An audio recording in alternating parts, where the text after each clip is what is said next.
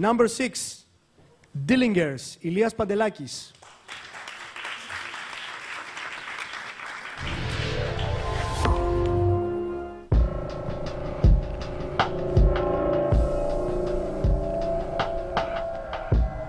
Disrupting pitching.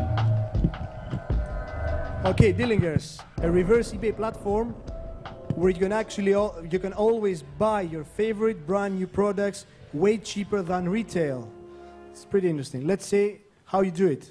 Your time starts now. Thank you for having us here today. What you're about to see is the revolution of e-commerce.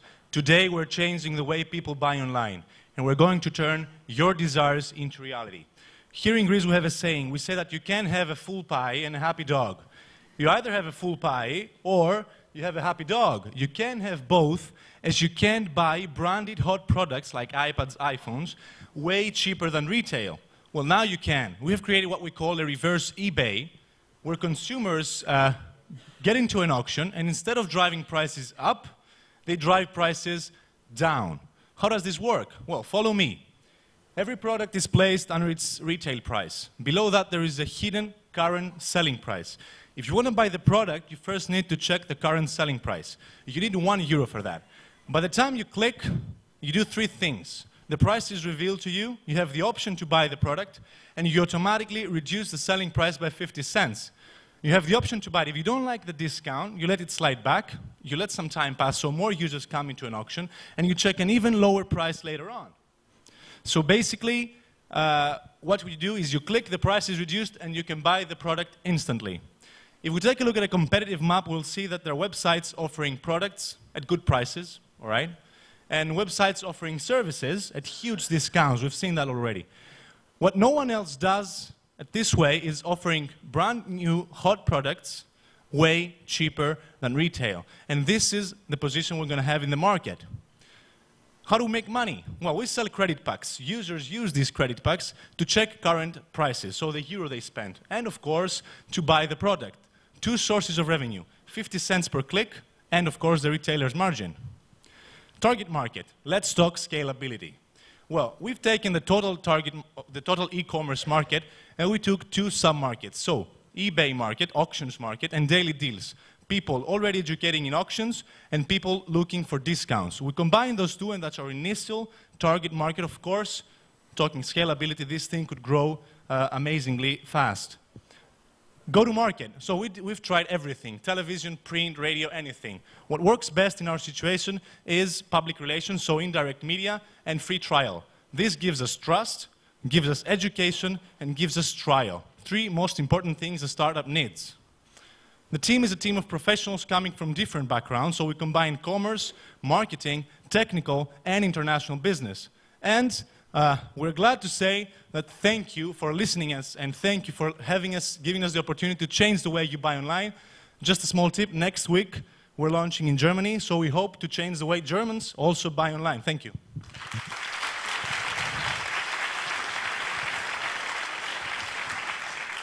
Thank you, Ilya.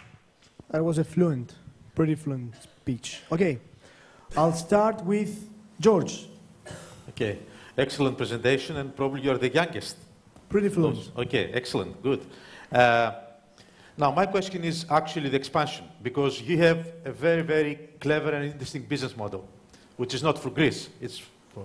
So my question is, do you go for a geographical expansion or product category expansion?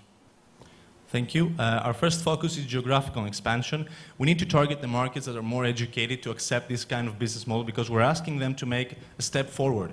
eBay did that in 1998, but now users need to make 1 step forward, to do the reverse thing. So in order to do that, we've tried to, we found, first of all, we're trying our project in Germany, and this is, let's say, our big proof of concept strategy, and then our immediate plan is to go to the United States, seek funding there, and make our launch in the United States market, which is more educated. So my second question, I mean, is this type of trading for all categories, or you've chosen a few very specific type of categories to do that? Well, our long-term vision is to change e-commerce and online shopping. Of course, to do that, you have to start from somewhere. We chose the hot products, so branded hot products, because this is the type of products people are willing to click to check the price. So if I was pulling here like a cable costing €2, you wouldn't pay €1 to check what's the price. You just pay 2 and you buy it. So we bring desired products so we can attract lots of customers because it's our customers that drive discounts. Okay, thank you. Alexandra. You're launching when, sorry, in Germany? Germany next week. We've just launched like 1 month ago in Greece. So who do you have on board? What products are you selling? Excuse me? Who do you have on board? What products? What kind of products? Well, right now, our active deals is an iPad, a Louis Vuitton bag, and a Sony Vaio PC. We've already sold a TV, we've already sold coffee machines, other iPads, and mostly electronics. So you're partnering with retailers for that? Well, for the moment, we're actively during making discussions, but since our business model is already profitable by the clicks, this is a concern that we have already, but this is something I will gain once we have volumes. Once you have volumes, we'll be able to negotiate better terms and get better prices so as we can enjoy the retailer's margin. But day one, we're already profitable with the clicks. Harry. In my opinion, the discounts that you will be having in the steady state will not be huge because exactly you have hot products. And this means that there will always be guys that will be willing to buy them at 10% below the starting price, and they will not be waiting until they drop to 30 or 40%.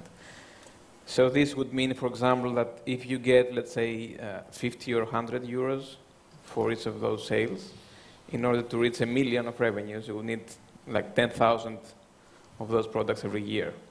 So my question is, how big, in terms of your revenues, do you think this could be in 5 years from now? Well, and whether you agree that, you know, that the discount percentage will converge to not a huge number, but to something like closer to 5 or 10%. Okay, since this is sort of a projection, the only thing I can put on the table is one thing, we could monitor the number of active deals. So if there is one person buying an iPad, we could have 2. So this would split the clicks and maybe avoid this type of continuous buying at 10%. But I can also answer with the numbers we have today. Of course, I'm not a prophet, although my name is Elias. Yeah, basically, the least discount we've sold the product within 1 month has been, if I'm not mistaken, around 33%. We've already sold product of 57%, and this is because here enter the notion of consumer behavior. So once you click and you check a price, which is lower than the retail price, this is actually numbers I'm sharing with you because we've seen that happening. And then coming back, let's say, in 20 minutes and seeing an even lower price, this makes you think. And you say, well, you know, people are greedy.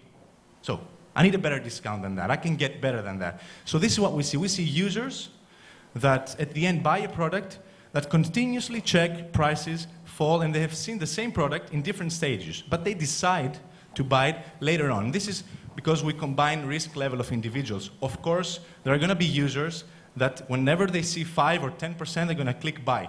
We need those users, as we need users that risk more. This is actually the secret to success of our business model, because we actually cross-matching risk level of individuals.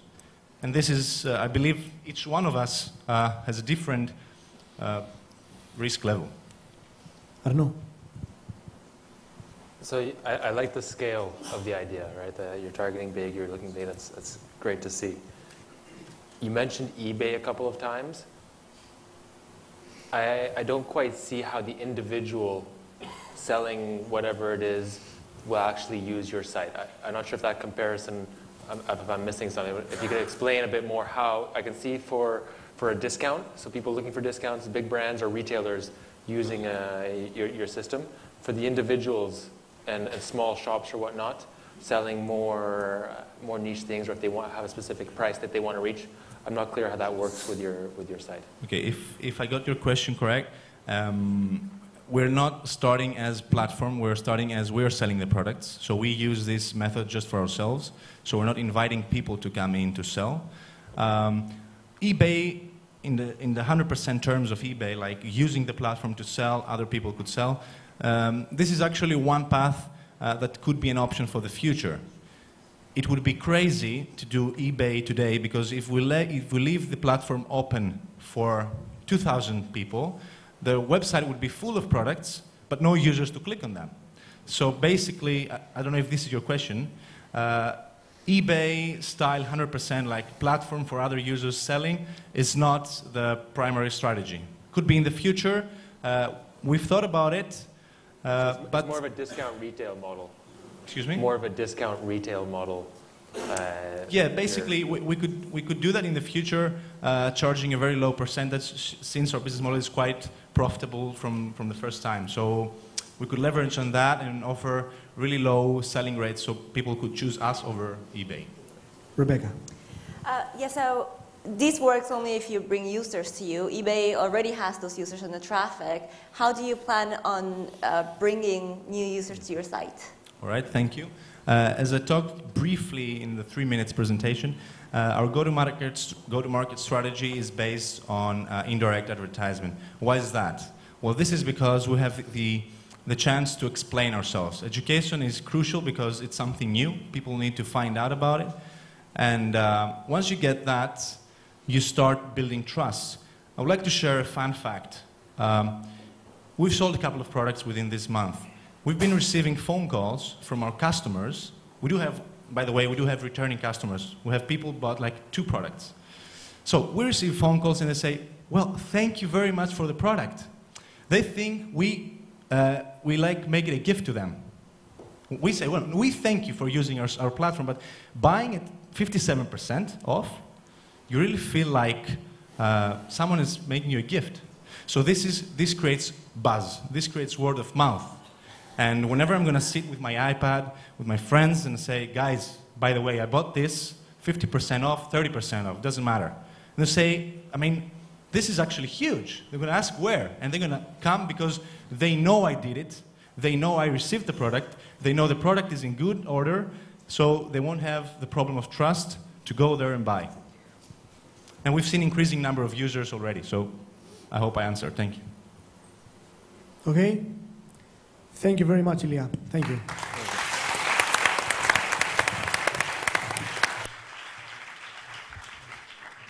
Let's move to number 7.